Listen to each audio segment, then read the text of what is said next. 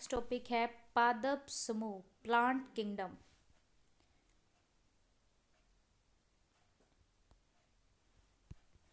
ईश्वर ने पौधे का वर्गीकरण फूलों के आधार पर किया। इन्होंने पौधों को 5 वर्गों में बांटा। Plant kingdom. फर्स्ट है क्रिप्टोगैम्स, अपुष्पीय पुष्पीय पौधा। सेकंड है फेनिरोगैम्स, पुष्पीय पौधा। क्रिप्टोगैम्स को लक्षणों के आधार पर पुनः 3 वर्गों में विभाजित किया गया है। फर्स्ट है थैलोफेटा, सेकंड है बैरोफेटा एंड थर्ड है पेट्रिडोफेटा। फर्स्ट है थैलोफेटा। इस वर्ग में शामिल पौधों में जड़, तना तथा पत्ती में विभाजन नहीं होता है। जैसे फर्स्ट शैवाल। इस वर्ग के प्लांट्स क्लोरोफिल के कारण हरे होते हैं तथा प्रकाश संश्लेषण की क्रिया करते हैं। यह नमी युक्त जगहों पर स्वतः ही विकसित हो जाते हैं। इसकी कोशिका भित्ति सेल्यूलोज की बनी होती है, जैसे एजुला, नोस्टोक्चेरा, यूवेला, स्पेरुगेरवा, उर्थोरेक्स। नेक्स्ट है कवक। इसमें क्लोरोफिल नहीं पाया जाता, जिसके कारण प्रकाश संश्लेषण की क्रिया नहीं होती है। ये पौधे मृतोपजीवी तथा परजीवी के रूप में अपना जीवन जीते हैं। इसकी कोशिका भित्ति चिटिन की बनी होती है, जैसे यीस्ट, खमीर, म्यूक्यूर, फफूंदी, mushroom. Richest source of protein 80%।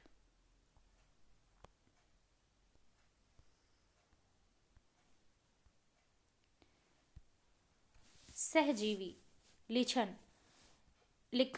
यह सहजीवी संबंध है जिसमें एल्गे तथा फंगी साथ साथ रहते हैं। एल्गे और फंगी के सहजीवी संबंध को सामूहिक रूप से लिखन कहते हैं।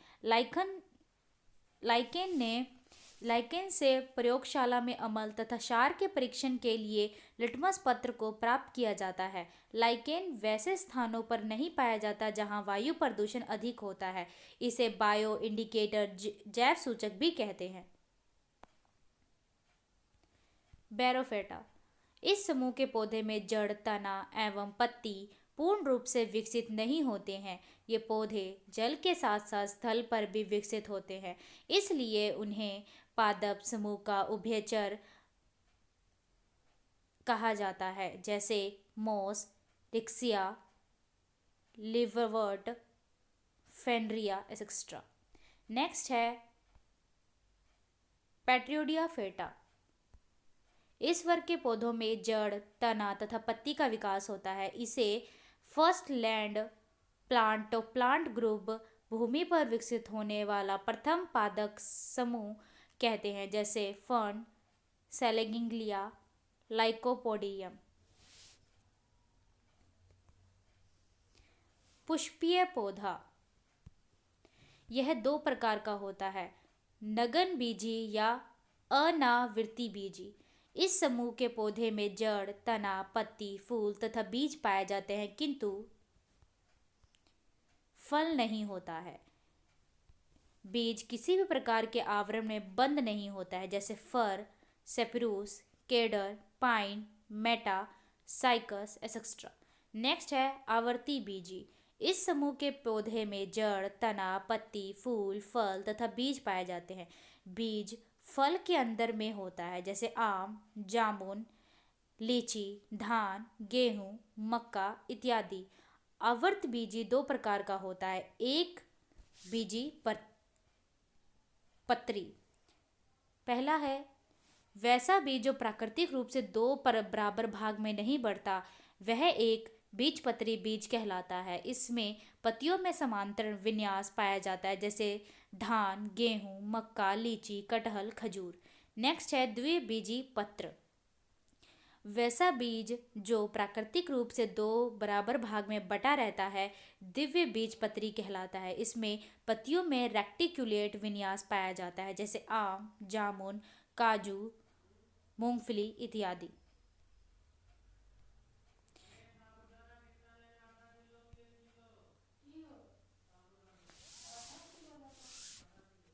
Parts of flowering plant. बीज में अनुकरण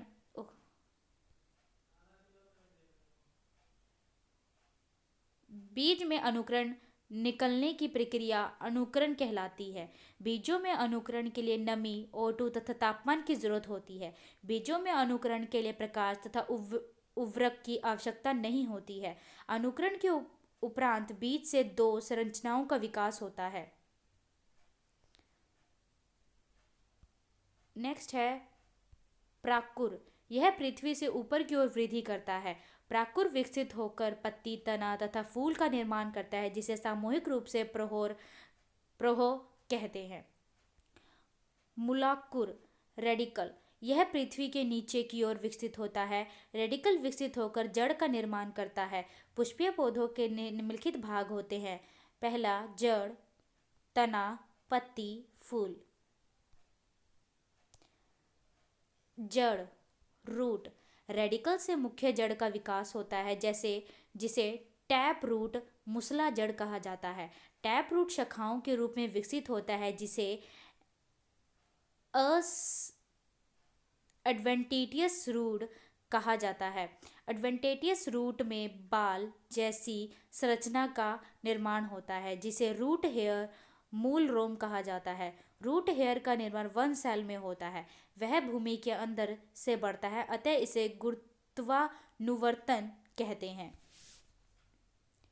जड़ के कार्य। Function of root.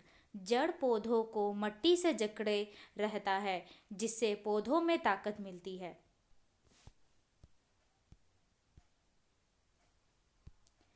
मूल रोम के द्वारा मट्टी से जल तथा खनिज लवण को अवशोषित करने का कार्य किया जाता है।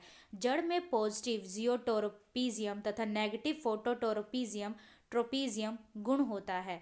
यह भोजन संग्रह करने का कार्य करता है। जड़ मुख्य कार्य के अलावा निम्नलिखित कार्य करते हैं। पहला, कुछ जड़ पौधों में बने भोजन को संचित करने का कार्य करते हैं, जैसे गाजर, मूली, शलगम, शकरकंद, चुकंदर इत्यादि। नेक्स्ट है, कुछ जड़ तनों से विकसित होते हैं, जो वृद्धि करके जमीन को स्पर्श कर लेते हैं। इस प्रकार की जड़ को स्तंभ जड़, प्रोप्रूट कहा जाता है। प्रोप्रूट की मदद से पौधों को ताकत मिलती है, जैसे बरगद, रबर, पीपल। नोट: जड़ में नोड तथा इंटरनोड नहीं पाया जाता है। तना, स्टेम, इसमें नोड तथा इंटरनोड पाया जाता है। इसका विकास पृथ्वी के विपरीत तथा प्रकाश की दिशा की तरफ से होता है, इसलिए इसे प्रकाशानुवर्तन कहा जाता है। तना में पॉजिटिव फोटोट्रोपिज्म तथा नेगेटिव जियोट्रोपिज्म होता है। यह पौधे का मुख्य भाग है, जिसमें पत्ती, फूल तथा फल विकसित होते हैं। तना पौधों को ताकत प्रदान करता है।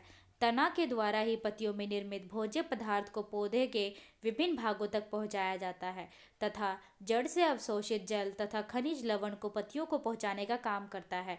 कुछ तने भोज्य पदार्थों को संचित करने का कार्य करते हैं, जैसे आलू, प्याज, अदरक, हल्दी, ओल, अरवी, लहसुन इत्यादि। कुछ तना पत्तियों के रूप में विकसित होते हैं, जैसे नागफनी। कुछ तना कांटों के रूप में विकसित हो जाते हैं, जैसे पौधों को सुरक्षा प्रदान करता है, जैसे नींबू, बेल, बबूल इत्यादि।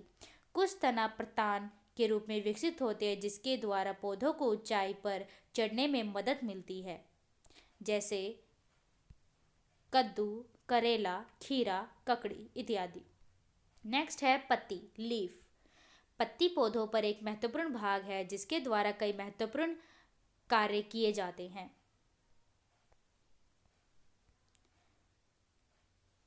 पत्तियों के किनारों पर सूक्ष्म छिद्र पाए जाते हैं, जिसे रंध्र स्टोमाटा कहते हैं। रंध्र की मदद से O2 तथा CO2 की विनिमय का कार्य होता है, इसलिए इसे पौधों का श्वसन अंग कहा जाता है। पत्तियों की सतह पर एक विशेष प्रकार की कोशिका पाई जाती है, जिसे हरित लवक का निर्माण होता है, जिसके द्वारा प्रकाश संश्लेषण की क्रिया संपन्न होती है। पत्तियों पर सूर्य की रोशनी के कारण तापमान बढ़ने से पत्तियों से जल वाष्प के रूप में बाहर आते हैं, जिससे तापमान को नियंत्रित किया जाता है। इस क्रिया को वाष्पोत्सर्जन कहा जाता है। रात्रि में छोटे पौधों में जड़ द्वारा अवशोषित जल के कारण एक प्रेशर का निर्माण होता है, जिसे रूट प्रेशर कहते हैं। इस दाब के कारण पत्तियों के शीर्ष भाग से जल बूंदों के रूप में बाहर आ जाते हैं, जिसे बिंदु स्राव कहा जाता है। कुछ पत्तियां कांटे के रूप में रूपांतरित हो जाती हैं, जिससे पृष्ठ क्षेत्र का मान कम हो जाता है। परिणाम स्वरूप ट्रांसपायरेशन की दर में कमी आ जाती है, जिससे कम पानी में विकसित हो जाते हैं। ट्रांसपायरेशन कम होने से वाटर लॉस कम होता है। इस प्रकार के रूपांतरण मरुस्थलीय पौधों में देखे जाते हैं, जैसे नागफनी, कैक्टस इत्यादि। कुछ पत्तियां परतान के रूप में रूपांतरित हो जाती है, जिससे आसपास की वस्तुओं को पकड़ने का कार्य किया जाता है, जैसे पी प्लांट, मटर का पौधा, स्वीट पी, खेसारी या ललत्री इत्यादि। कुछ पौधों में पत्तियां घड़े के रूप में रूपांतरित हो जाती है। इस घड़े में कीटों को पकड़ने का कार्य किया जाता है, जिससे कीटों के सड़े हुए शरीर से नाइट्रोजन प्राप्त कर लेते हैं। इस प्रकार के पौधों को कीटभक्षी पौधा कहा जाता है। ये पौधे वैसे स्थानों पर पाए जाते हैं जहाँ की मिट्टियों में N2 नहीं पाया जाता, जैसे पेस्चर प्लांट, यूट्रिया कुलेरिया, ड्रोसेरा, नेफ्थेस, पुंगेलिया इत्यादि। इसमें यूटिकुलरा ओडो ड्रोसेरा जलीय कीट भक्षी पौधा है। शेष तीनों स्थलीय कीट भक्षी पौधे हैं। नेक्स्ट है फूल, फ्लावर।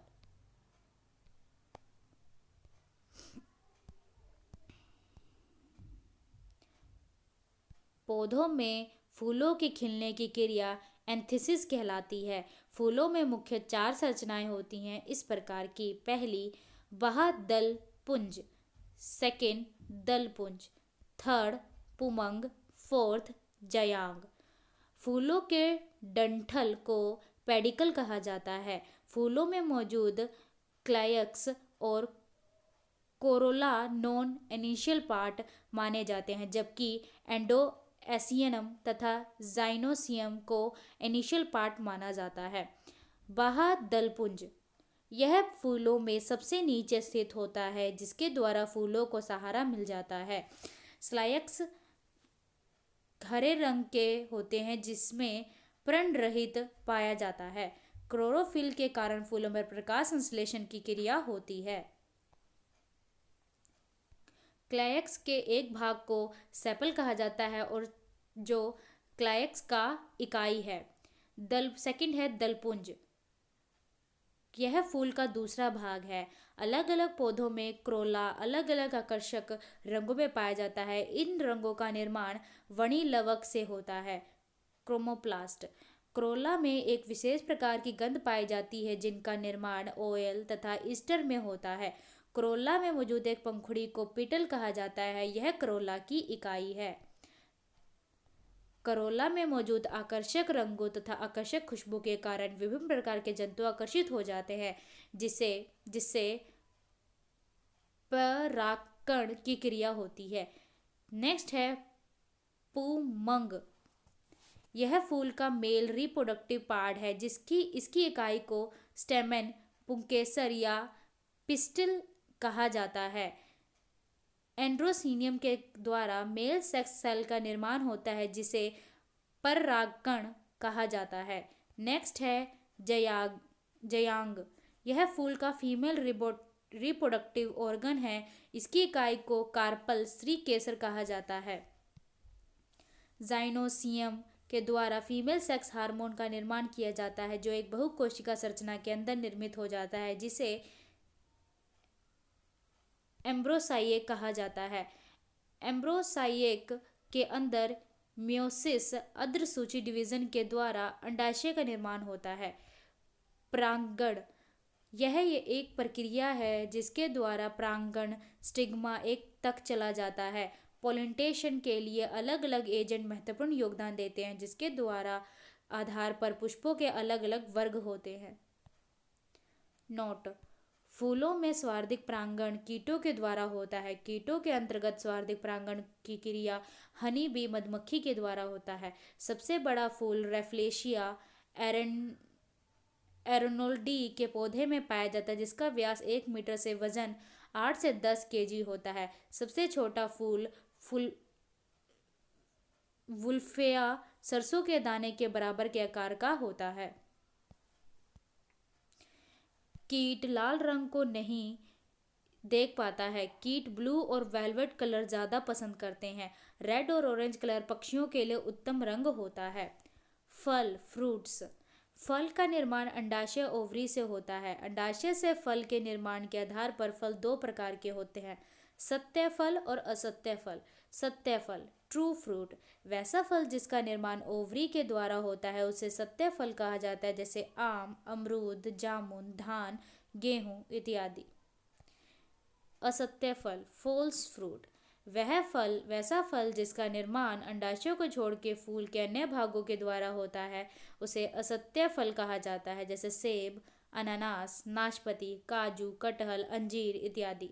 फलों में मौजूद बीज के बाहर वाले भाग को फल भित्ति कहा जाता है। पेरिक्रैप का निर्माण 3 लेयर्स के द्वारा होता है, जो निम्नलिखित इस प्रकार के हैं। बाह्य फल भित्ति, यह पेरिक्रैप की बाहर वाली परत होती है जिसके द्वारा फल के छिलके का निर्माण होता है। सेकंड, मध्य फल भित्ति, यह पेरिक्रैप का बीच वाला हिस्सा है जिसके द्वारा फलों के पल्प गुद्दा का निर्माण होता है। थर्ड है अतः फल भित्ति, यह पेरिक्रैप का सबसे अंदर वाली परत होती है जिसके द्वारा बीज को बाहर से ढकने का कार्य किया जाता है। फलों के खाने योग्य भाग। फल धान, गेहूं, मक्का, ज्वार, बाजरा, नारियल भ्रूण पोष होता है, खाने योग्य भाग होता है। आम, पपीता, इमली मध्य फल भित्ति होती है। अमरूद, करेला, बैंगन, टमाटर, परवल फल भित्ति एवं बीज होते हैं। सेब और नाशपाती पुष्पासन होता है। नींबू, संतरा, मौसमी रसीले रोम होते हैं। अनार रसीले बीज चोल होते हैं। लीची अरिल होती है। अंगूर फल भित्ति होती है।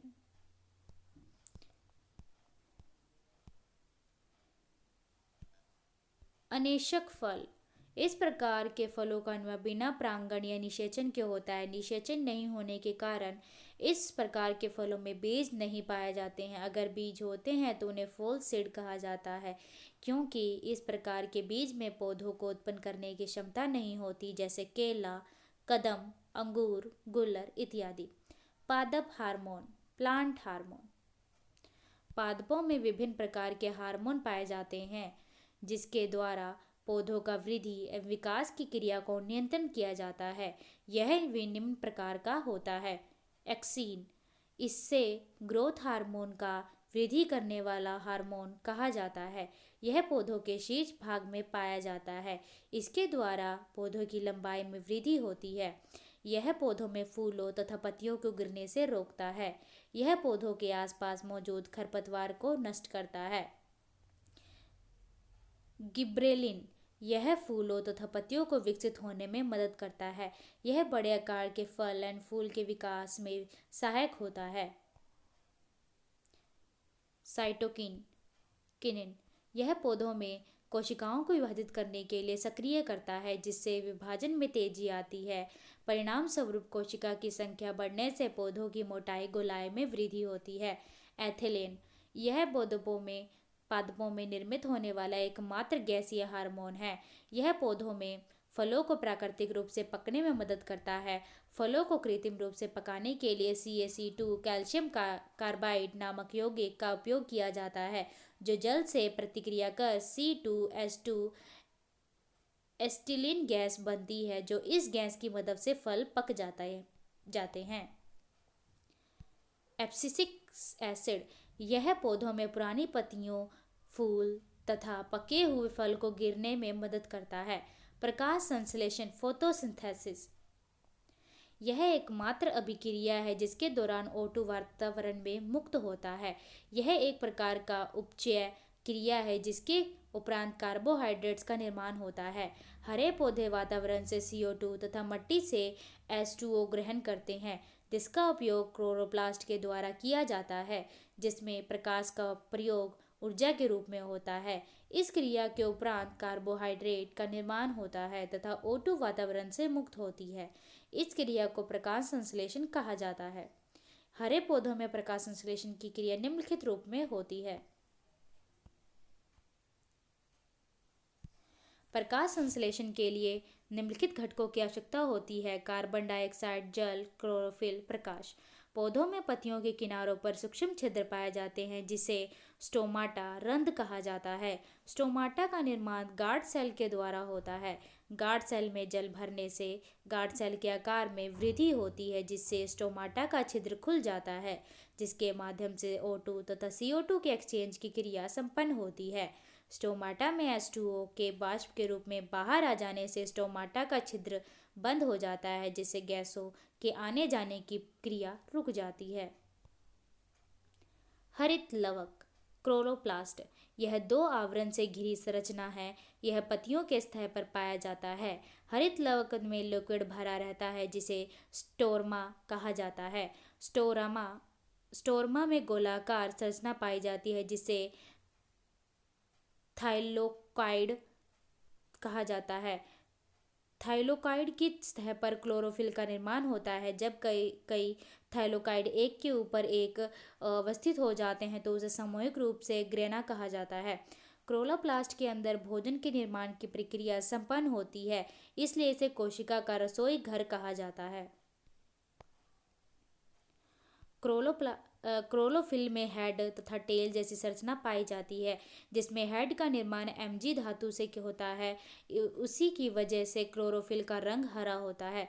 क्लोरोप्लास्ट में क्लोरोफिल नामक वर्णक पाया जाता है, जिसके द्वारा प्रकाश ऊर्जा का उपयोग किया जाता है। मुख्य रूप से 4 प्रकार के क्लोरोफिल द्वारा प्रकाश संश्लेषण से संबंधित कार्य संपन्न होते हैं। प्रकाश संश्लेषण की प्रक्रिया प्रकाश संश्लेषण के 2 चरणों में संपन्न होती है। पहली, प्रकाशीय अभिक्रिया, लाइट रिएक्शन। यह प्रकाश संश्लेषण का पहला चरण होता है, जो पूरी तरह से प्रकाश पर निर्भर होता है। प्रकाश की निर्भरता के कारण इसे लाइट रिएक्शन कहा जाता है। यह अभिक्रिया ग्रेना में होती है। लाइट रिएक्शन के दौरान क्लोरोफिल के अणु उत्तेजित हो जाते हैं, जिससे ATP का निर्माण होता है, जिसके द्वारा जल के अणु हाइड्रोजन तथा हाइड्रोक्साइड आयन में टूट जाते हैं।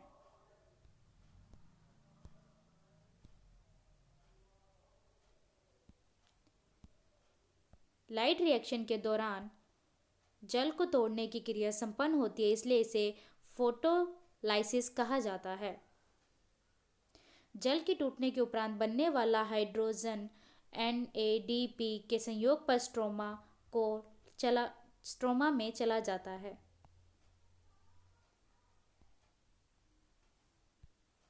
NADP एक हाइड्रोजन ग्राही के रूप में मौजूद होता है। जल के टूटने के साथ ही लाइट रिएक्शन क्रिया संपन्न हो जाती है।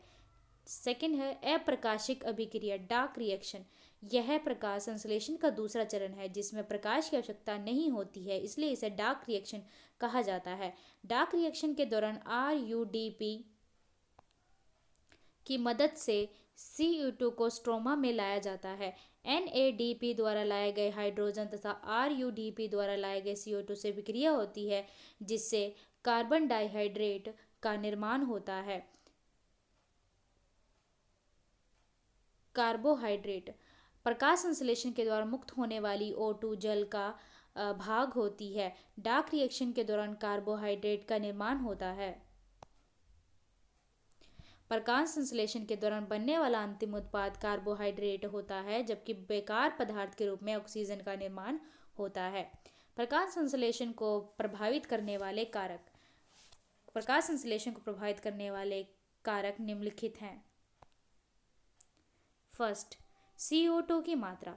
वातावरण में CO2 की मात्रा अधिक होने पर प्रकाश संश्लेषण की दर बढ़ती है। CO2 की मात्रा कम होने पर प्रकाश संश्लेषण की दर में कमी आती है। सेकंड, प्रकाश की तीव्रता। प्रकाश की तीव्रता अधिक होने पर प्रकाश संश्लेषण की दर में तेजी आती है, लेकिन इंटेंसिटी कम होने पर प्रकाश संश्लेषण की दर में कमी आती है। बल्ब, लैंप, ट्यूबलाइट या मोमबत्ती की रोशनी में प्रकाश संश्लेषण की दर धीमी होती है। थर्ड, तापमान। तापमान बढ़ने पर प्रकाश संश्लेषण की दर में वृद्धि होती है। 35 डिग्री सेल्सियस पर प्रकाश संश्लेषण की दर में वृद्धि होती है। 35 डिग्री सेल्सियस से ऊपर जाने पर प्रकाश संश्लेषण की दर में कमी आने लगती है, जो 40 डिग्री सेल्सियस में पूरी तरह बंद हो जाती है। प्रकाश संश्लेषण के लिए सबसे अच्छा तापमान 35 डिग्री माना जाता है। फोर्थ,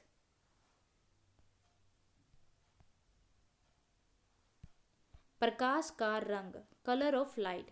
प्रकाश संश्लेषण की दर सबसे अधिक लाल प्रकाश में होती है। लाल के बाद सबसे अधिक प्रकाश संश्लेषण ब्लू कलर में होता है। सबसे कम प्रकाश संश्लेषण बैंगनी रंग में होता है। हरे रंग के प्रकाश में प्रकाश संश्लेषण की क्रिया नहीं होती है। नेक्स्ट है ऑब्जेक्टिव क्वेश्चंस। फर्स्ट, डैश बहुविखंडन द्वारा जनन करता है। Option B, plasmodium. नेक्स्ट है लाइकेन प्लांट डैश डिवीजन से संबंधित है। Option B, Thallophyta.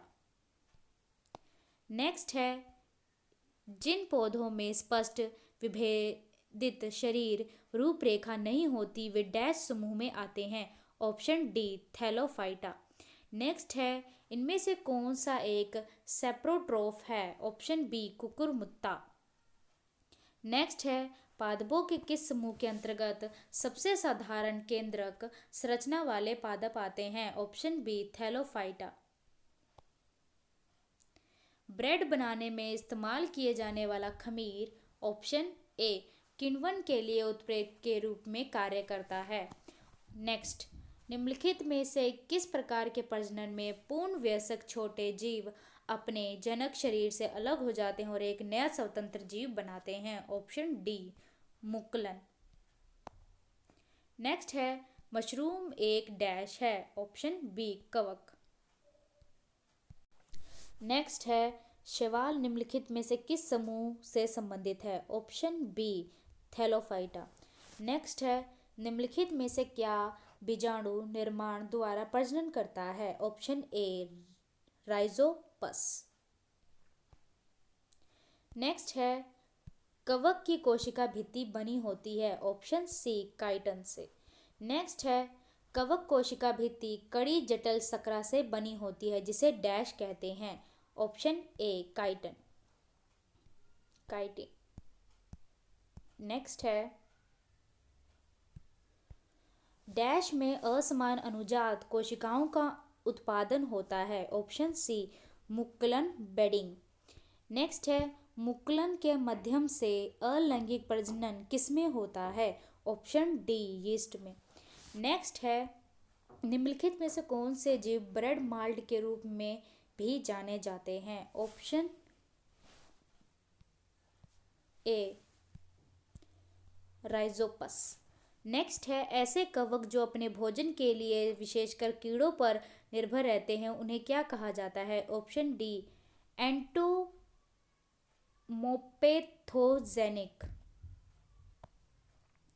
नेक्स्ट है निम्न में से कौन सा पौधा थैलोफाइटा समूह में वर्गीकृत नहीं होता है। Option B, Riccia. नेक्स्ट है महासागरों में मौजूद शैवालों की विशाल मात्रा किसका अंतहीन स्रोत उत्पन्न कर सकती है। ऑप्शन ए, मीथेन। नेक्स्ट है डैश समूह के पौधों को सामान्यतः शैवाल कहा जाता है। Option B, Thallophyta. नेक्स्ट है शैवाल सबसे प्राचीनतम पौधे हैं जो विशेष रूप से डैश में पाए जाते हैं। ऑप्शन सी, पानी में। नेक्स्ट है निम्नलिखित में से कौन सा एक कोशिकीय हरित शैवाल है। Option D, Chlamydomonas. नेक्स्ट है डैश पादप जगत के उभयचर कहलाते हैं। ऑप्शन ए, ब्रायोफाइटा, ब्रायोफाइटा। नेक्स्ट है निम्नलिखित में से कौन सा एक ब्रायोफाइटा नहीं है। ऑप्शन डी, कारा। नेक्स्ट है ये वे पौधे जिनमें पौधे के विभिन्न भाग उपस्थित नहीं होते वे डैश समूह से संबंधित हैं। Option B, Thallophyta. नेक्स्ट है, निम्नलिखित में से कौन सा राइजोइड्स के बारे में गलत है? ऑप्शन सी, इनमें पूर्ण विकसित तना, जड़ और पत्तियां होते हैं। नेक्स्ट है, इनमें से कौन सा गैर संवहनी पौधा है? ऑप्शन ए, कारा। नेक्स्ट है, एक पादप समूह जिसके पौधे में जड़, तना और पत्तियां नहीं होती उसे डैश कहा जाता है? ब्रायोफाइटा। Option D. नेक्स्ट है, निम्नलिखित प्लांट में से कौन सा प्लांट बॉडी है जो जड़ों, तनों और पत्तियों में अलग नहीं है? Option C, spirogyra. नेक्स्ट है, एम्फीबियन पौधों को निम्नलिखित में से किस समूह में रखा गया है? ऑप्शन सी, बायरोफाइटा। रिक्सिया निम्न में से किस श्रेणी के अंतर्गत आता है? Option A, bryophyta. नेक्स्ट है, राइजोइड के लिए निम्नांकित में से कौन सहित है? ऑप्शन सी, पौधों की सहायता से यह अधस्तर से जुड़ जाते हैं। नेक्स्ट है, बीज रहित संवहनी पौधे होते हैं जो स्वतंत्र गेमेटोफाइटा और सैप्रोफाइटा चरणों के साथ एक अद्वितीय जीवन चक्र साझा करते हैं, जिनकी संवहनी पौधों सहित आमतौर पर सामान्य विशेषताओं के कारण एक साथ चर्चा की जाती है। Option B, pteridophyta. नेक्स्ट है, टेरिडो समूह के पौधों में नहीं पाए जाते हैं। ऑप्शन बी, फूल। नेक्स्ट है, निम्नलिखित में से कौन से पौधे थैलोफाइटा समूह से संबंधित नहीं हैं? ऑप्शन बी का ऑप्शन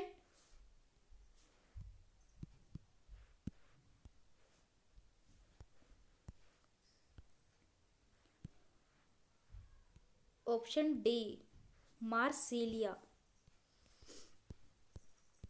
नेक्स्ट है, बायरोफाइटस की निचली बाह्य त्वचा कोशिकाओं से बढ़ने वाले उभार को डैश कहा जाता है? ऑप्शन ए, राइजोइड।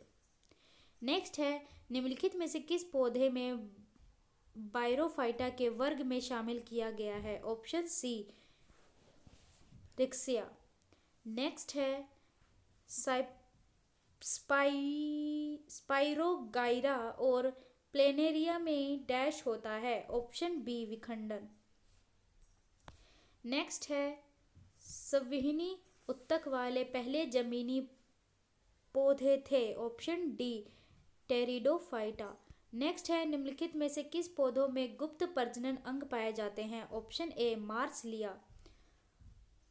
मार्सिलिया।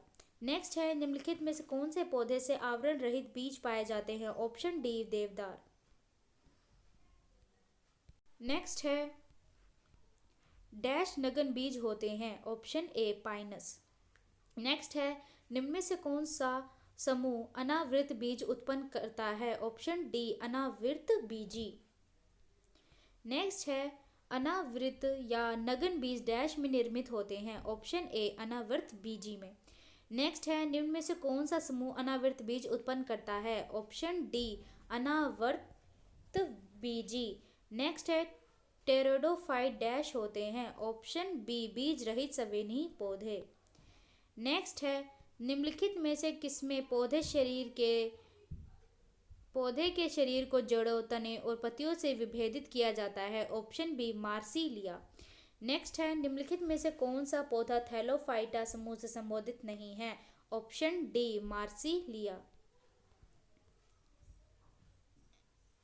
नेक्स्ट है, अनावृत या नगन बीज में डैश निर्मित होते हैं? ऑप्शन ए, अनावृत बीजी। नेक्स्ट है, किसमें वेसल्स प्रमुख जल संवाहक कोशिकाएं हैं? Option D, angiosperm. नेक्स्ट है, परागण डैश समूह के पौधों का एक विशेषता है? ऑप्शन सी, एंजियोस्पर्म्स। नेक्स्ट है, निम्नलिखित में से कौन से पादप समूह में परागण होता है? ऑप्शन डी, आवर्ती बीजी। नेक्स्ट है, एंजियोस्पर्म्स के प्रजनन भाग डैश में स्थित होते हैं? Option B. नेक्स्ट है, द्विनिषेचन डैश का गुण होता है। ऑप्शन सी आवृतबीजी। नेक्स्ट है अनावृतबीजी को आमतौर पर डैश प्रकार के बीजों के रूप में जाना जाता है क्योंकि उनमें फूल नहीं लगते और उनके बीज एक विशेष अंडाशय में निहित होने के बजाय पौधों के प्रजनन संरचनाओं की सतह पर विकसित होते हैं। ऑप्शन ए अनावृत। नेक्स्ट है निम्न में से कौन जिम्नोस्पर्म है? ऑप्शन बी चीड़। नेक्स्ट है अच्छी तरह से विभेदित प्रजनन ऊतकों के साथ पौधे जो अनंत बीज बनाते हैं वह कहलाते हैं। ऑप्शन सी फेनड्रोगम। नेक्स्ट है वे अवर्तबीजी पौधे जिनके बीजों में दो बीज पत्र होते हैं उन्हें कहा जाता है। ऑप्शन डी द्विबीजपत्री पौधे। डैश द्विबीजपत्री पौधा है? ऑप्शन सी शकरकंद तथा बेल। नेक्स्ट डैश एक बीजपत्री पौधा है? ऑप्शन सी लहसुन। नेक्स्ट है जड़ों की कोशिकाओं में लंबे रोमों जैसे भाग को क्या कहते हैं? Option B root hair. Next है आवृतबीजी पौधों की पत्तियों में डैश प्रकार की शीरा रचना होती है? ऑप्शन सी दो प्रकार की। नेक्स्ट है डैश के प्रजनन संबंधी भाग फूल में स्थित होते हैं? Option D angiosperms. नेक्स्ट है किसी पौधे के वनस्पतिक भाग डैश होते हैं? ऑप्शन ए जड़ तने और पत्तियां। नेक्स्ट है पौधे का कौन सा हिस्सा गैसों के आदान प्रदान में सहयोग करता है? ऑप्शन डी पत्तियों। नेक्स्ट है पौधों में गैसों का आदान प्रदान डैश के माध्यम से होता है? ऑप्शन ए रंध्र। नेक्स्ट है रंध्र स्थित होते हैं? ऑप्शन डी पत्तों में। नेक्स्ट है डैश फूलों का एक मादा प्रजनन अंग है? ऑप्शन डी स्त्री केसर। नेक्स्ट है डैश अंडक का एक भाग नहीं है? ऑप्शन सी पुंकेसर।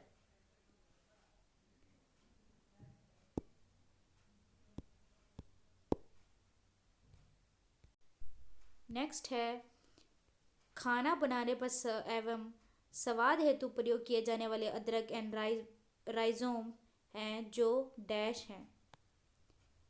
ऑप्शन ए भूमिगत तना।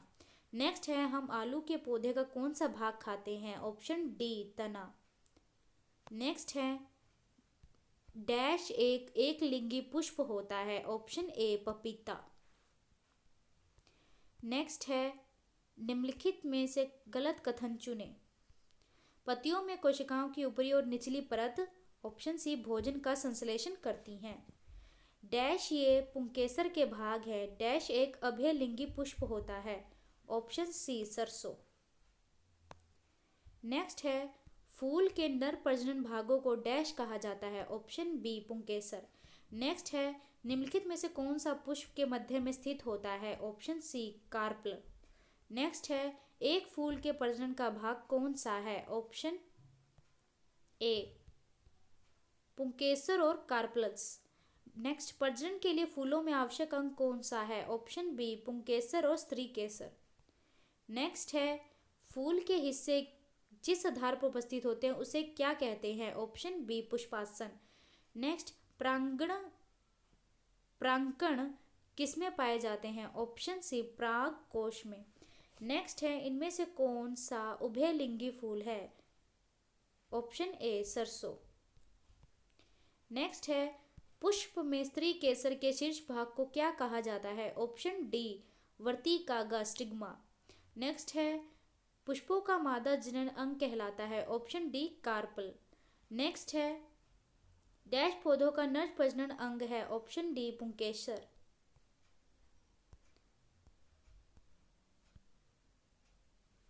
नेक्स्ट है डैश पौधे के बीज एक खाद्य भंडार के रूप में कार्य करता है? ऑप्शन बी बीज पत्र। टमाटर क्या है? ऑप्शन बी फल। नेक्स्ट इनमें से किसे सम्मानित फल के रूप में प्रयोग नहीं किया जाता है? ऑप्शन डी टमाटर को। नेक्स्ट है निम्नलिखित में से कौन सा बहुभीजी फल नहीं है? ऑप्शन सी लीची। नेक्स्ट निम्नलिखित में से कौन सा भाग वनस्पतिक जनन में हिस्सा नहीं लेता है? ऑप्शन डी फूल। नेक्स्ट है, निम्न में से कौन सा बीज अनुकरण के दौरान आगामी परोह में विकसित होते हैं? Option B प्रांकुर। नेक्स्ट है, केले के खाने योग्य हिस्सा क्या कहलाता है? ऑप्शन बी अतः फल भित्ति और मध्य फल भित्ति।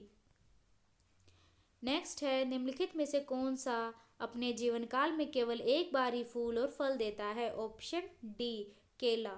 नेक्स्ट है, पौधे भविष्य के लिए खाद्य की बीज पत्र डैश में संग्रहित करते हैं? Option C cotyledon. नेक्स्ट है, डैश स्थितियों में वाष्पोत्सर्जन कम होता है? ऑप्शन सी उच्च आर्द्रता। नेक्स्ट है, डैश पादप एक वर्धी भाग नहीं है? ऑप्शन ए फल। नेक्स्ट है, गार्ड कोशिकाओं में डैश प्रभावित होने पर वे फूल जाते हैं जिससे स्टोमेटा का छिद्र खुल जाता है? ऑप्शन सी पानी। नेक्स्ट है, पौधे डैश द्वारा अतिरिक्त जल से छुटकारा पा सकते हैं? ऑप्शन ए वाष्पोत्सर्जन। नेक्स्ट है, निम्नलिखित में से कौन सा एक फलीदार पौधा है? ऑप्शन डी मटर। नेक्स्ट है, पौधे में जल वाष्प के रूप में जल की हानि को क्या कहा जाता है? ऑप्शन डी वाष्पोत्सर्जन। नेक्स्ट है, पौधे की पत्तियों में मौजूद रंध्रों के माध्यम से होने वाली जल हानि को क्या कहा जाता है? ऑप्शन डी वाष्पोत्सर्जन। नेक्स्ट है, वन डैश द्वारा वातावरण में नमी को बढ़ाते हैं? ऑप्शन सी वाष्पोत्सर्जन। नेक्स्ट है, डैश पौधों में डैश अवशोषण और ऊपरी गतिविधि में जड़ों से पत्तियों तक पानी और खनिजों के संचरण में मदद करता है? ऑप्शन डी वाष्पोत्सर्जन। नेक्स्ट है, प्रकाश संश्लेषण के दौरान बने उत्पादन कौन से हैं? ऑप्शन ए ग्लूकोज, जल और ऑक्सीजन। नेक्स्ट है, फोटोसिंथेसिस के किस स्तर पर ग्लूकोज का निर्माण होता है? ऑप्शन ए रोशनी पर निर्भर प्रतिक्रियाएं। नेक्स्ट है, वाष्पोत्सर्जन के डैश द्वारा होता है? ऑप्शन ए रंध्र। नेक्स्ट है, पौधे की पत्तियों से पानी के वाष्पीकरण को क्या कहते हैं? ऑप्शन ए ट्रांसपायरेशन। नेक्स्ट है, निम्नलिखित में से कौन सा प्रकाश संश्लेषण के लिए आवश्यक नहीं है? Option B oxygen. नेक्स्ट है, फाइटोहार्मोन क्या है? ऑप्शन सी प्रकाश संश्लेषण के लिए इस्तेमाल किए जाने वाले पदार्थ। नेक्स्ट है, डैश हार्मोन्स के विसरण के कारण पौधे जड़ की दूसरी तरफ मुड़ जाते हैं? ऑप्शन ए ऑक्सीन। नेक्स्ट है, पौधों में बौनापन निम्नलिखित में से किसके उपचार द्वारा नियंत्रित किया जा सकता है? ऑप्शन बी जिब्रेलिक अम्ल। नेक्स्ट है, प्रकाश संश्लेषण की प्रक्रिया में पौधे किस ऊर्जा का उपयोग करते हैं? ऑप्शन ए सौर ऊर्जा। नेक्स्ट है, निम्नलिखित में से कौन सी प्रक्रिया कार्बन डाइऑक्साइड वातावरण से घटाती है? ऑप्शन ए प्रकाश संश्लेषण। नेक्स्ट है, किस प्रक्रिया में ऑक्सीजन वायु में मुक्त होगी? ऑप्शन ए प्रकाश संश्लेषण। नेक्स्ट है, पौधे के मामले में मिट्टी से अवशोषित किया गया नाइट्रेट ऑप्शन बी मुक्त नाइट्रोजन में परिवर्तित हो जाता है। नेक्स्ट है, डैश कोशिका विभाजन से संबंधित है? Option D cytokinin. नेक्स्ट है, जिएटिन का उत्पादन डैश में होता है और इसे जाइलम से डैश तक पहुंचाया जाता है जहां एक यह कोशिका विभाजन को बढ़ावा देता है? ऑप्शन बी जड़ों और टहनी। नेक्स्ट है, निम्नलिखित में से कौन रंध्रों के बंद होने और पत्तियों के गिरने में मदद करता है? ऑप्शन ए एब्सिसिक अम्ल। नेक्स्ट है, वृद्धि हार्मोन कार्य करता है? ऑप्शन डी हमेशा विकास प्रोत्साहक के रूप में। नेक्स्ट है, पौधों का सार्वभौमिक प्राकृतिक ऑक्सीसन है? Option D IAA। नेक्स्ट है, निम्नलिखित में से कौन सा जानवरों को पाया जाने वाला हार्मोन नहीं है? Option B oxen. नेक्स्ट है, निम्न में से कौन सा पादप हार्मोन वृद्धि रोकता है? ऑप्शन सी एब्सिसिक अम्ल। नेक्स्ट है, डैश पौधों में कोशिका वृद्धि और कोशिका विभेदीकरण को बढ़ावा देता है? ऑप्शन ए साइटोकाइनिक्स। नेक्स्ट है, पौधों में स्रावित होने वाला वह हार्मोन जिसके कारण उसका तना सूरज की रोशनी की ओर झुकता है कहलाता है ऑप्शन डी ऑक्सन। नेक्स्ट है डैश पादप हार्मोन नहीं है, ऑप्शन ए एड्रीनेलिन। नेक्स्ट है अनुवर्तन अधिकांशतः दर्शाता है, ऑप्शन ए किसी पौधे का दिशात्मक विकास। नेक्स्ट है पौधों में साइटोकाइनिन डैश होता है, ऑप्शन ए कोशिका विभाजन में सहायक। नेक्स्ट है डैश कोशिका विभाजन को बढ़ावा देता है, ऑप्शन सी साइटोकाइनिन्स। नेक्स्ट है फोटोट्रोपिज्म का क्या अर्थ है, ऑप्शन ए पौधों की प्रकाश की दिशा में बढ़ना। नेक्स्ट है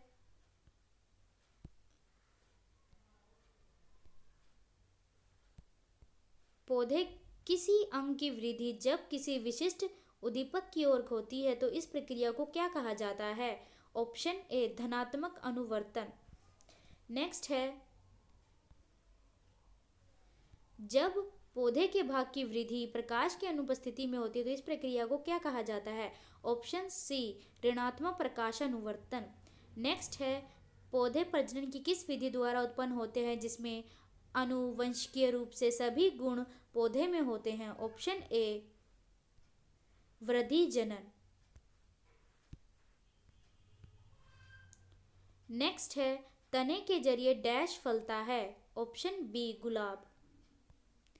नेक्स्ट है निम्नलिखित में से कौन बढ़ते भ्रूण के लिए पोषक ऊतक का कार्य करता है, ऑप्शन सी एंडोस्पर्म।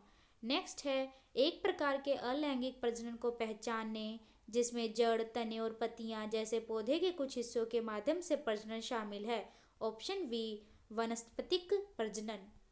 नेक्स्ट है निम्नलिखित में से किस पौधे की शिराओं पर कलिकाएं प्रवर्तित करता है, ऑप्शन बी ब्रायोफाइलम। नेक्स्ट है एक पौधों में इनमें से क्या एक बीज में परिवर्तित होता है, ऑप्शन डी बीजांड।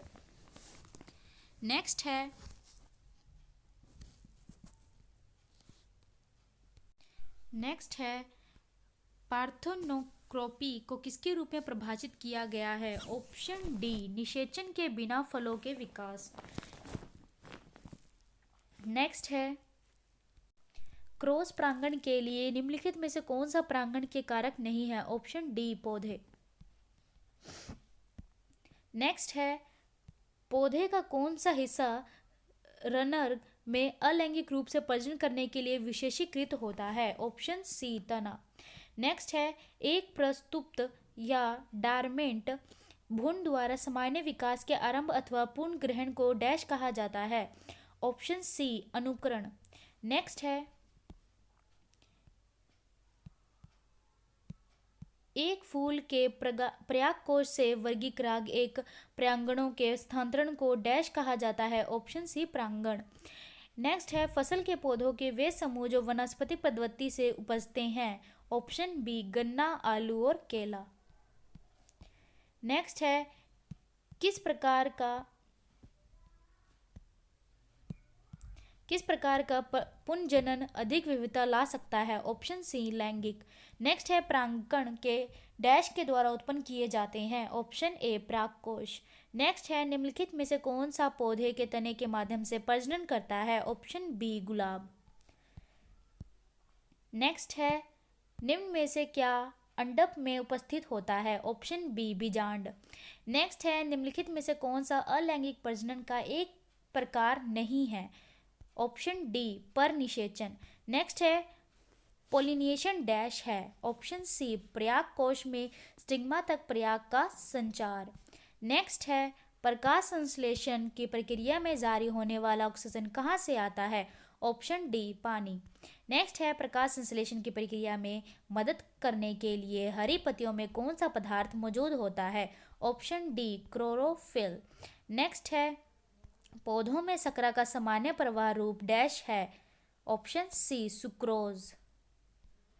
नेक्स्ट है पौधों में पानी का अवशोषण मूल रोम द्वारा एक प्रक्रिया से होता है, वह कहलाती है, ऑप्शन सी परासरण।